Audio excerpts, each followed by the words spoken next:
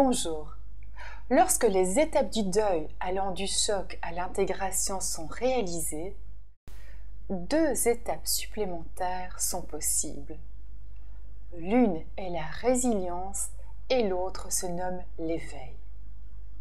Parlons ici de la résilience. La résilience consiste à se relever et à redémarrer après avoir vécu un traumatisme, voire à développer de nouvelles capacités et de nouveaux projets qui donnent du sens à ce qui a été vécu et qui inspirent une direction pour le futur. Tout le monde traverse des moments moins agréables dans sa vie, et ce qui différencie une personne résiliente d'une autre est le fait d'avoir vécu un effondrement psychique puis de s'en relever. Le désir de trouver une issue pour sortir du problème et ne pas rester enfermé dans un passé destructeur est le défi. La personne résiliente découvre en elle des ressources qu'elle ignorait posséder. Nous pourrions comparer une personne qui s'effondre à un ballon crevé et une personne résiliente à une balle qui rebondit. Pour entamer le processus de résilience, l'individu trouvera du soutien auprès de sa famille, ses amis ou des rencontres importantes pour elle. Elle sera aussi soutenue par des lectures et des conférences édifiantes, par des pratiques telles que la prière ou la méditation.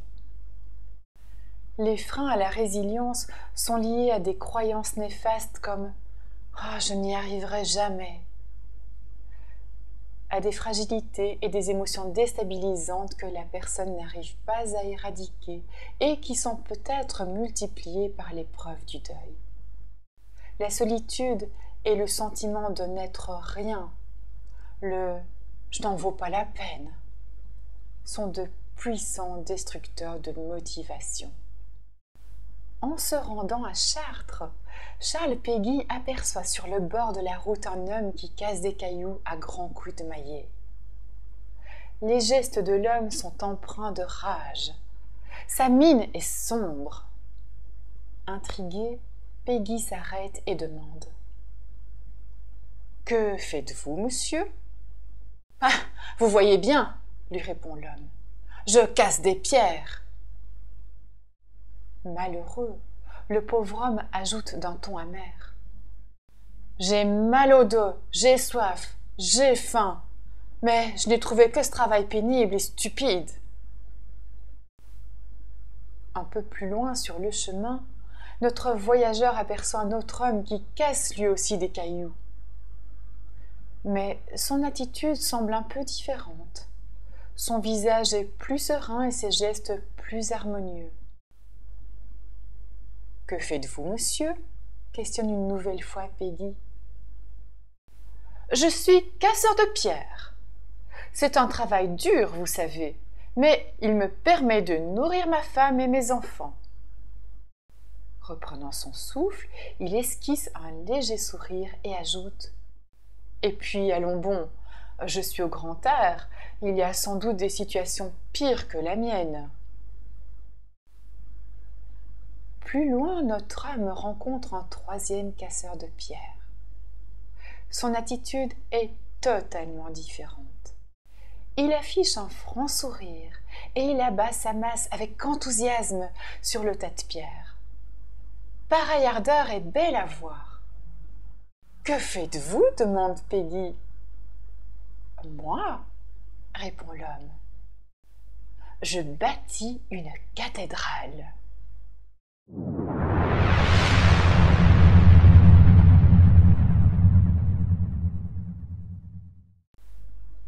La résilience est un processus pour relever la tête et se remettre en marche. La personne a fait face à ce qui l'accablait et utilise ce vécu comme tremplin vers autre chose. Elle est plus forte, confiante, optimiste, créative et altruiste. Plutôt que de se laisser engloutir, elle refait surface et manifeste son désir de vivre et de se réaliser par les actions qu'elle entreprend. Ce sont des personnes résilientes qui ont créé des associations, soutenu d'autres personnes, réalisé des rêves enfouis, ouvert leur cœur en racontant leurs histoires, en écrivant des livres et parfois aussi, très discrètement, en ne disant rien, mais en propageant tellement d'amour autour d'elles. Pour entrer dans le processus de résilience, il faut 2 grands oui.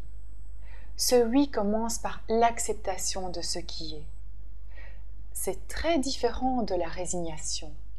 Accepter est un mot parfois difficile à accepter et que l'on pourrait remplacer par intégrer. Cela signifie reconnaître les faits ou, si vous préférez, prendre en compte ce qui est un fait avéré. Nous ne nions pas l'absence de l'autre ou les émotions ressenties et nous ne nous résignons pas en courbant l'échine. La résignation, c'est baisser les bras et déprimer. L'acceptation, c'est intégrer ce qui s'est passé et accepter de le dépasser. Donc le premier oui, c'est reconnaître ce qui est. Oui, ça s'est passé. Oui, il ou elle n'est plus là. Oui, j'ai souffert. Le second oui, c'est oui, je veux faire quelque chose de cette expérience et oui à la vie qui est la mienne et à tout ce que j'ai encore à offrir aux autres.